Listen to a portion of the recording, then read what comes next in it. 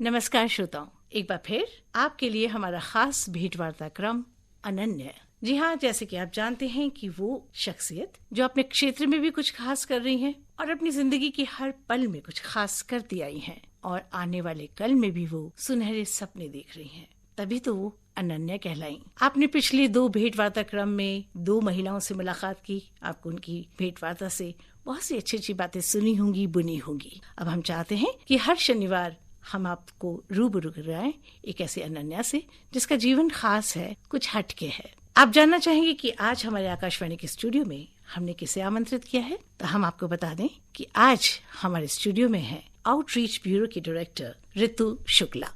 Ritu ji, good morning. Good morning, a very good morning to all of you. Ritu ji, ये बताइए कि studio में तो आप पहले भी आई हैं, आज इस सावन के मौसम में आप आकाशवाणी आई हैं, कैसी अनुभूति हो रही है आपको? आकाशवाणी जब भी आते हैं तो एक अच्छा सुखद अनुभव होता है, और जैसा कि आप कह रही हैं कि बारिश भी अच्छी हुई है and this lot of greenery around, तो अच्छा लग रहा है और आपसे मिलके तो हमेशा अच्छा लगता है। अच्छा, अब हमें आपसे मिलके बहुत अच्छा लगेगा जब हम जानेंगे आपकी लाइफ जर्नी के बारे में।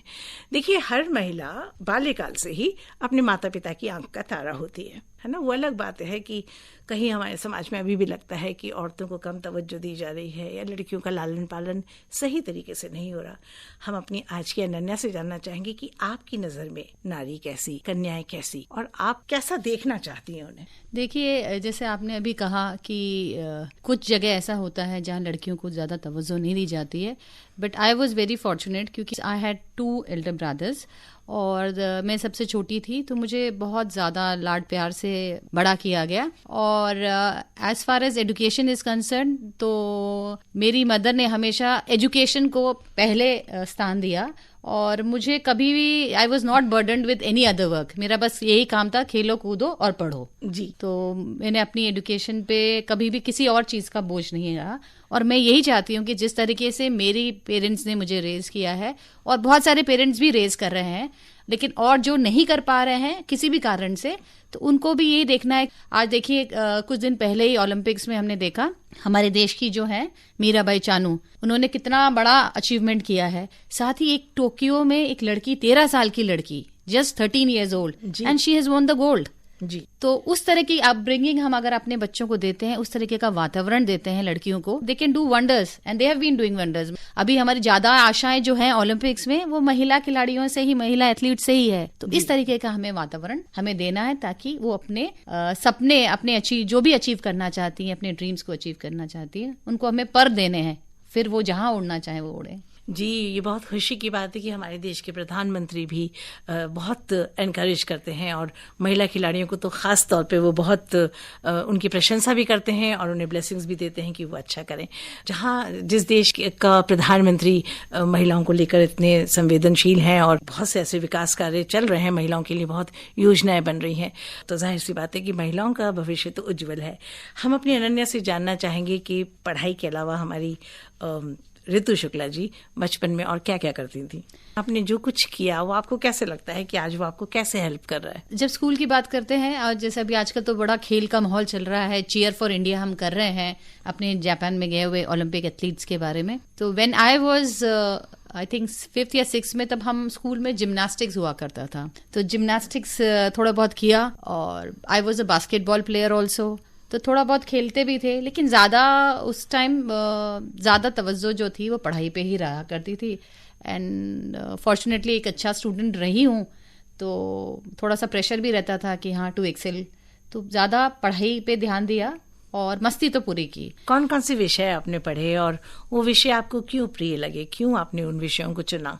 देखिए, मेरा सब्जेक्ट था geography, history. I was an arts humanity student, तो हिस्ट्री, ज्योग्राफी, इकोनॉमिक्स, ये सारे सब्जेक्ट्स जो थे और इकोनॉमिक्स तो मेरा कॉलेज में भी रहा, सिविल सर्विसेज में भी मेरा सब्जेक्ट इकोनॉमिक्स नहीं रहा, लेकिन सिविल सर्विसेज में इकोनॉमिक्स इज अ मेजर, मतलब आपको अगर अंडरस्टैंडिंग है तो इट रियली हेल्प्स यू। तो सिविल सर्विसेज में I had history and sociology.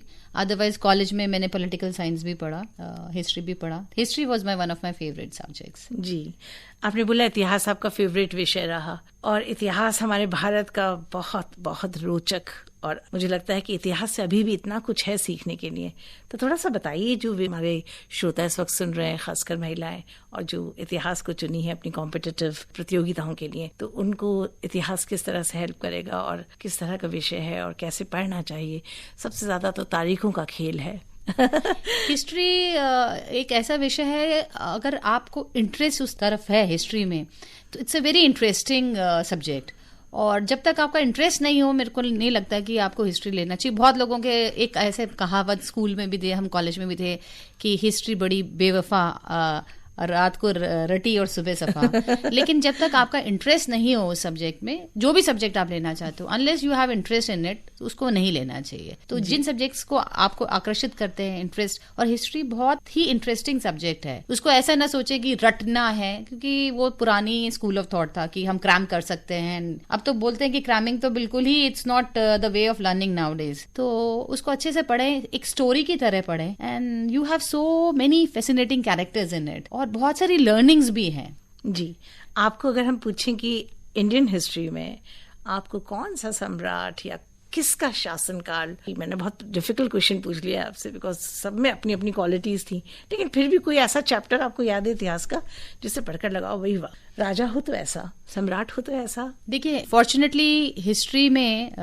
हमारे जितने भी कैरेक्टर्स रहे हैं, या राजा रहे हैं, एम्परर्स रहे हैं, राइट फ्रॉम अशोका अगर है कहें, या हम चाणक्य की बात करें. अब चाणक्य की बात तो इतनी हो गई है कि आजकल बिजनेस स्कूल्स में भी चाणक्य की नीति पढ़ाई जा रही है. सो आप सोचिए, इतने सालों पहले जो उन्होंने नीति डिवाइस की थी, वो मैनेजमेंट स्कूल्स वाले अब पढ़ा रहे हैं. जी, है not just any management schools, IIMs पढ़ा रहे हैं, IAS भी पढ़ा रही है, और यहाँ तक कि फॉरेन कंट्रीज में भी चाणक्य नीति को as a part of management पढ़ाया जा रहा है. तो कह सकती हूँ कि चाणक्य के जो कैरेक्टर था, अशोका था. और I still remember when I was giving my civils का इंटरव्यू दिल्ली में, तो मुझसे पूछा गया कि आपकी सबसे फेवरेट जो है हिस्ट्री का कौन कैरेक्टर रहा है. So I told them I was really fascinated by Razia Sultan, क्योंकि वो समय पे जब स्लेव डायनेस्टी थी, उस समय पे एक महिला होके वो जो है पूरा उन्होंने शासन किया, और बड़े अच्छे से शासन किया. तो दो उनका टर्म कम था, लेकिन जितना भी उनका टर्म था, she has really done it really well. तो मुझे एक रजिया सुल्ताना जो थी, वो मुझे बड़ी इंप्रेसिव रखती है, कि उस टाइम में एक उस तरीके का समाज था जहां महिलाओं को इतना ज्यादा तो नहीं था, लेकिन वो महिला होके भी सुल्ताना बनी, और दिल्ली की सुल्ताना बनी. जी, तो she was a very impressive character. हम सब महिलाएं हैं जी. तो हमें तो इसी तरीके का जो बोलते हैं इंस्पिरेशन वाला एक कैरेक्टर था वो. बहुत ही इम्प्रेसिव चॉइस, और मुझे लगता है आप ही नहीं, हम भारतीय महिलाएं सभी रजिया सुल्तान को बहुत फॉलो करते हैं, बहुत पसंद करते हैं. और ये आपने बिल्कुल सही कहा कि इतने कम वक्त में उन्होंने इतनी पहचान बनाई, ये वाकई काबिल तारीफ है. चलिए, बहुत अच्छा. आपसे सिविल सर्विसेज में पूछा गया, आज हमने पूछ लिया आपसे ये प्रश्न. आपकी इस इंटरव्यू की यादें ताज़ा हो. बिल्कुल. अब जब हमने सिविल सर्विसेज की बात की, तो हम जानना चाहेंगे कि ऋतु शुक्ला जी ने कॉम्पिटिशन्स की तैयारी में कितना वक्त लगाया, किस तरह से अचीव किया, और क्या जो प्रेजेंट जॉब आप कर रही हैं as a director outreach bureau, जहाँ पे आपको सरकार की नीतियाँ, सरकार की योजनाओं को प्रोपेगेट करना है, जन जन तक पहुँचाना है, एक बहुत ही विषम परिस्थितियों में भी आपको फील्ड पे जाके अपने काम को अंजाम देना है. तो हम ऋतु जी आपसे पूछना चाहेंगे कि अब आप एक ही सांस में अपनी जॉब के बारे में हमें बताइए, और अपनी इस पूरी यात्रा के बारे में बताइए. देखिए, सिविल सर्विसेज की तैयारी में बहुत समय देना पड़ता है, और बहुत एक्सटेंसिव आपको रीडिंग करनी होती है. पहले जब आप तैयारी कर रहे होते हैं, तब आपको बहुत एक्सटेंसिव रीडिंग करनी पड़ती है. जैसे जैसे आपका एग्जाम्स पास में आते हैं, तो आपको अपना इंटेंसिव कुछ सब्जेक्ट्स को करना पड़ता है. और जब आप कर रहे हैं, क्योंकि आपका एक ध्येय होता है कि आपको ये एग्जाम्स क्रैक करना है, तो जैसे हम बोलते हैं ना, तन मन धन सब कुछ हमें उसी को देना पड़ता है. और मैं बहुत सारे, जैसे मेरे यंगस्टर्स फ्रेंड्स हैं या कजिन्स हैं, इन सबको यही बोलती हूँ, या तो उसी समय आप थोड़ा अपना समय दे दो, तब आपकी पूरी जिंदगी सेटल्ड है, या अभी आप मस्ती करते रहोगे, तो ये आपकी चॉइस है कि आप उस टाइम पूरे जिंदगी भर आप अच्छा जीवन व्यतीत करना चाहते हैं, या सिर्फ वो समय जब सब लोग इधर उधर घूम रहे हैं तब आप आप करना चाहते हैं. So it depends on the individual. तो मेरी यही राय रहती है कि आप कुछ समय अपना जो है सिर्फ अपने ध्येय को दें, चाहे वो कोई भी हो, चाहे वो सिविल सर्विसेज हो या जो भी हम करना चाहते हैं, उसको अच्छे से अपना सब कुछ दीजिए and then your life will be settled. और तो उस टाइम रहता था 15-16 घंटे भी देना पड़ता था. बाकी फ्रेंड्स वगैरह सब लोग अपनी मस्ती कर रहे हैं, लेकिन हमने अपना एक जो बना रखा था कि हाँ मुझे ये करना है, तो उसके प्रति प्रतिबद्ध होके मेहनत की और उसका रिजल्ट निकला. और जैसे कि आप बोल रहे हैं कि ये जो प्रेजेंट जॉब की बात है,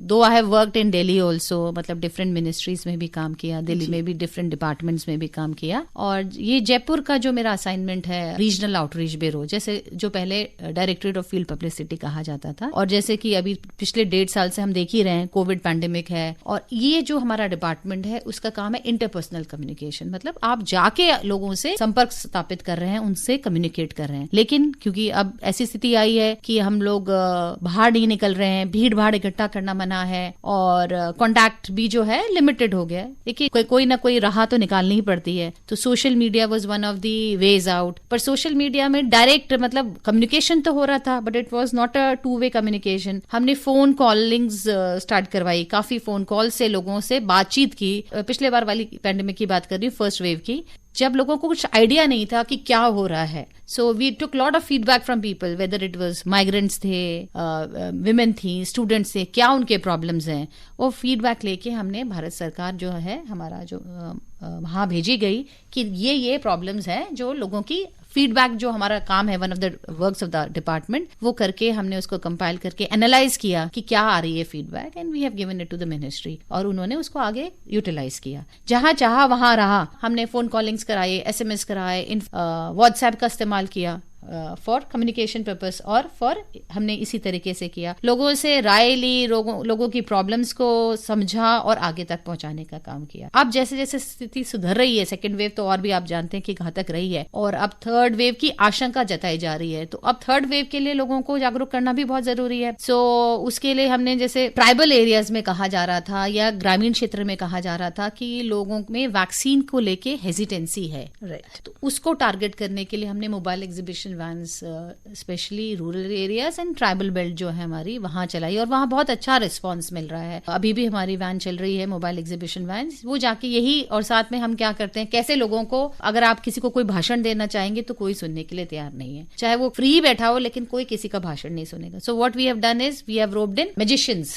तो मैजिशियंस बड़े इंटरेस्टिंग वे में वैक्सीनेशन के बारे में, कोविड अप्रोप्रिएट बिहेवियर, हमें क्या करना चाहिए, उस बारे में लोगों को बता रहे हैं, और अच्छा रिस्पांस मिल रहा है. बस अब ये कोशिश यही है कि जो भारत सरकार के प्रयास हैं कि हम किसी न किसी तरीके से इस थर्ड वेव को रोका जा सके. वो कैसे होगा? वैक्सीनेशन करवा के, और ये जो कोविड अप्रोप्रिएट बिहेवियर है, जैसे मास्क पहनना और भीड़ भाड़ से बचना, इस बारे में ज्यादा से ज्यादा लोगों को हम जागरूक करने की कोशिश कर रहे हैं. So this is one of the things that we are doing. उसके अलावा डिपार्टमेंट, भारत सरकार की जितनी भी नीतियां होती हैं, जो भी प्रोग्राम्स होते हैं, उसके बारे में जानकारी लोगों तक पहुंचाना. और जैसे जैसे माहौल थोड़ा सा बेटर होगा, तब हमारा जो रूटीन जो फील्ड प्रोग्राम्स हैं, जो हम प्रोग्राम्स करते हैं, एग्जीबिशंस वगैरह लगाते हैं, ये सब चीजें भी धीरे धीरे करने की कोशिश कर रहे हैं. But it all depends on the pandemic situation, कैसे रोल आउट होती है. ऋतु जी, आपने बहुत फील्ड जॉब किया, बहुत सी गांवों का दौरा भी आपने किया होगा, तो आप कैसा पाती हैं कि वो जो घूंघट की ओढ़ में महिला की छवि थी, वो अब कितनी कॉन्फिडेंट हुई है? आज के परिप्रेक्ष्य में अगर हम देखें तो महिलाओं ने कितनी प्रगति की है, और आपको क्या लगता है कि ग्रामीण महिलाएं अब प्रगति के पथ पर हैं? बहुत सारे चेंजेस हुए हैं, और आपको इंसिडेंट बताती हूँ. सुनाइए. कि हम लोगों ने एक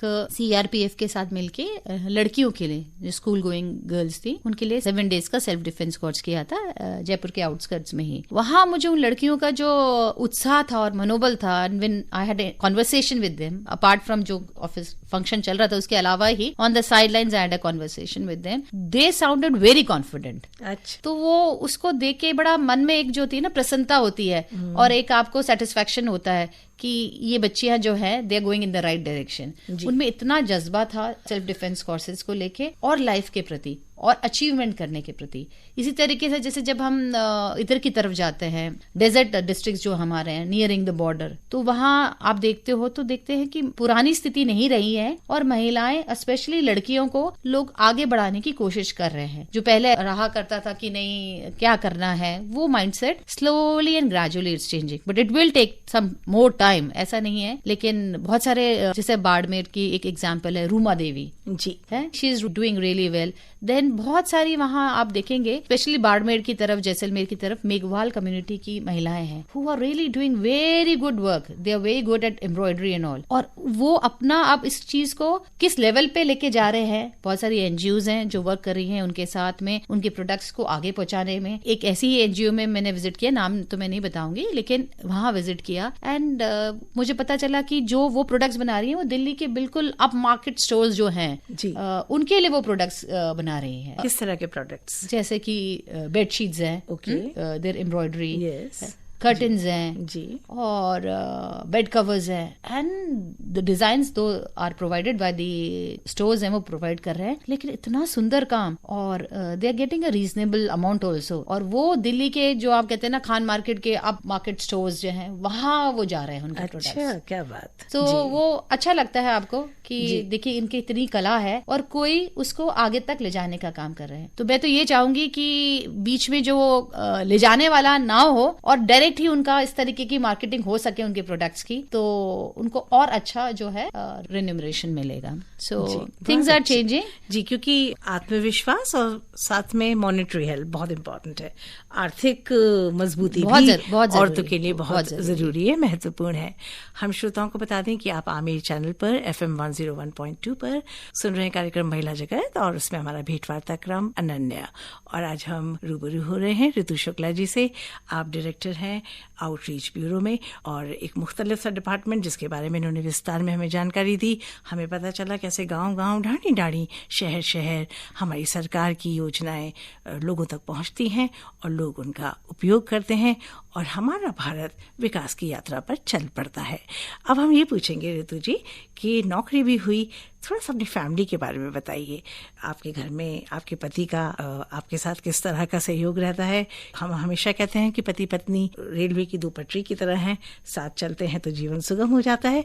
तो थोड़ा उसके बारे में बताइए, और फिर ये भी बताइए कि पेरेंटिंग हमेशा चैलेंज रहता है वर्किंग लेडीज के लिए, तो उसमें आप कैसा कर पा रही हैं, कितनी सफल हो पा रही हैं? देखिए, एज यू राइटली सेड कि फैमिली का सपोर्ट के बिना कोई भी अगर महिला है, महिलाओं के लिए तो all the more it is more important, क्योंकि आपको एक वर्क लाइफ बैलेंस जो है मेंटेन करके रखना पड़ता है। आपको वो अपना, चाहे आप कितने भी बड़े अफसर हो या कितने बड़े पॉलिटिशियन हो, लेकिन आपको अपना घर को भी रिस्पॉन्सिबिलिटी इज ऑन यू। आप ये नहीं सोच सकते कि नहीं मैं घर नहीं देखूंगी, आपको अंदर से भी लगता है कि आपको करना ही है। सो फैमिली का बहुत इंपॉर्टेंट रोल रहता है। हस्बैंड सपोर्टिंग हस्बैंड जो रहते हैं, उसी के कारण आप लोग इतना आगे तक हम लोग बढ़ सकते हैं। जो भी, जैसे आप भी एक वर्किंग वुमेन है और आपके हस्बैंड भी सर्विसेज में है, तो लेकिन सपोर्ट जब तक नहीं रहेगा तब तक आप आगे नहीं बढ़ सकते। क्योंकि जब तक आप दिमाग में आपका देयर इज नो टेंशन कि भाई मेरे पीछे क्या होगा, there should be somebody to take care of things. Suppose if you are going on tours और समथिंग, तो आपको ये रहना चाहिए कि हाँ पीछे कोई है। तो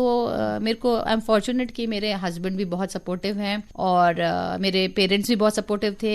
मेरे इन लॉज में अभी मेरी मदर इन लॉ की कोविड में डेथ हुई है। अदरवाइज जब तक वो थी तब तक मुझे घर के बारे में ज्यादा चिंता करने की जरूरत नहीं पड़ती थी, बच्चे के बारे में ज्यादा। My kid small 3 year old, लेकिन उनके जाने के बाद चैलेंजिंग रहा now, but things are getting back. तो फैमिली का तो बहुत इंपॉर्टेंट रोल है जी। और ऋतु जी, मुझे याद आ रहा है कि एक बार आपने मुझे टेलीफोन किया और कहा, रेशमा जी मैं आकाशवाणी सुन रही हूँ और इतने खूबसूरत गीत तो बस आकाशवाणी में ही सुनने को मिलते हैं। बिल्कुल। तो आप मुझे बताइए, आप ऑल इंडिया रेडियो कितना सुनती हैं? और अगर आज हम कहें, और सावन का मौसम चल रहा है, कि आपको कोई सावन का ऐसा गीत आज रेडियो के माध्यम से सुन रहा है, तो आज हम आपकी वो छोटी सी मनोकामना भी पूरी कर सकते हैं। देखिए, ऑल इंडिया रेडियो जो है, जब मैं ऑफिस जाती हूँ और ऑफिस से आती हूँ, जब भी ट्रैवल करती हूँ, सो this is one of my preferred stations कि मैं इसको सुनूं।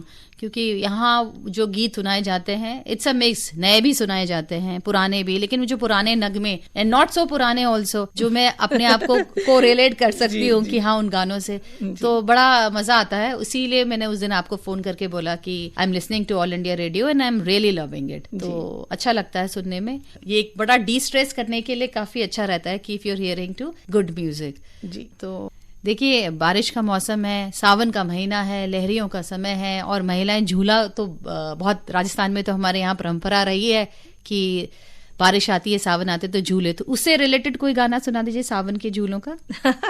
कितना प्यारा गीत, जरूर श्रोता सुने इस गीत को, और फिर हम वापस से रूबरू होते हैं ऋतु जी से। तो ऋतु जी, खूबसूरत गीत हमने सुन लिया। अब हम चाहेंगे कि आप चूंकि अनन्या हैं, दूसरों से बहुत अलग हैं, आपने बहुत मेहनत की है, स्ट्राइव किया है, और तब आपने एक पोजीशन हासिल की है, तो आप बहुत सी महिलाओं के लिए रोल मॉडल हैं। क्या कहना चाहेंगी उन तमाम नवयुवतियों को जो कॉम्पिटिशन देना चाहती हैं, उन तमाम युवतियों को जो अभी भी घर में डरी हुई हैं, सहमी हुई हैं, उन्हें लगता है कि हम बाहर कुछ आगे कर ही नहीं सकते, तो क्या मोटिवेशनल संदेश आपकी तरफ से उनको मिले आज कि वो ठान लें कि अगले सावन तक तो वो झूम झूम कर अपनी जिंदगी को खूब एंजॉय करेंगी और उनका आत्मविश्वास भी परवान चढ़ेगा? बताइए। जैसे मैंने अभी पहले भी कहा कि एक बार हम अपना ध्येय सेट कर लें कि हमें ये करना है, और उसके प्रति फिर हम मेहनत में कोई कमी ना रखें। सर्कमस्टांसेस, आई अंडरस्टैंड, बहुत सारे सर्कमस्टांसेस कभी कभी हमारे लिए फेवरेबल नहीं होते हैं, लेकिन अगर हम चाहें, जैसे मैं एक बहुत इंस्पायरिंग एग्जाम्पल है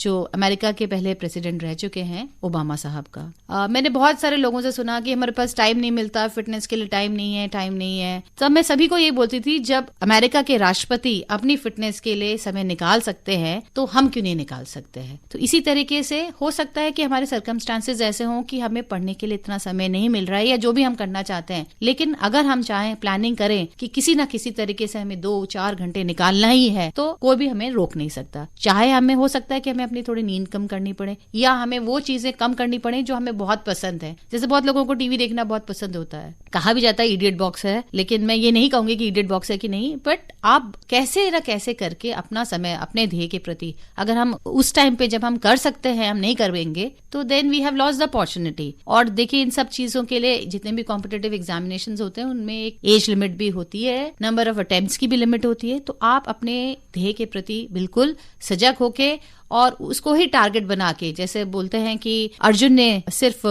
फिश की आय देखी, तो हमें भी उसी तरीके से देख के उसको प्रति टारगेट करके अपनी प्लानिंग करके, now we have so many resources. जब हम लोग एग्जाम्स दे रहे थे तब इतने एग्जाम हमें कलेक्ट करना पड़ता था material, now internet is there, so many resources are just आपके मोबाइल पे हैं या लैपटॉप पे हैं या जो भी आपके पास डिवाइस है उसके पास है। तो बस हमें अपना टारगेट को सेट करना है, उसके प्रति बिल्कुल ये सोचना है कि उसके आगे पीछे हमें कुछ और नहीं देखना है और उसके आगे बढ़ना है। और एग्जाम्पल्स तो देखिए आते रहते, हर साल जैसे एग्जाम्स के रिजल्ट्स आते हैं, जैसे कभी पता चलता है कि किसी ऑटो ड्राइवर है, उनकी बिटिया जो है वो IPS बन गई। अभी देख रहे थे एक, it is not related to civil services, लेकिन एक ऑटो ड्राइवर थे, उनकी बिटिया जो है वो मिस इंडिया बनी जी। कितनी अच्छी बात है। तो उनके पेरेंट्स ने उनको सपोर्ट किया, और इट्स अनथिंकेबल कि ऐसा हो सकता है कि ब्यूटी पेजेंट जिसमें हम सोचते हैं कि बहुत ही हाई फाई और इस तरीके की, लेकिन उस लड़की का ने अपना टारगेट सेट कर रखा था। तो टारगेट कुछ भी हो सकता है, and what ever you think of, बस उसको टारगेट को सेट करो और अचीव करो, बस ये करना है हमें। तो 2 बातें समझ में आई, स्टे फोकस्ड,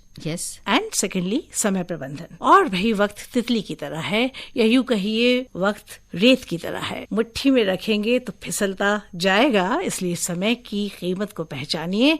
और ऋतु जी, आज समय को देखते हुए अचानक समय आ गया कि हम भी घड़ी देख ले, तो आज आपसे बातचीत करके बहुत अच्छा लगा। श्रोताओं, हम आपको पुनः बता दें कि आज आप हमारे अनन्य सेगमेंट में रूबरू हुए ऋतु शुक्ला जी से। बहुत बहुत धन्यवाद।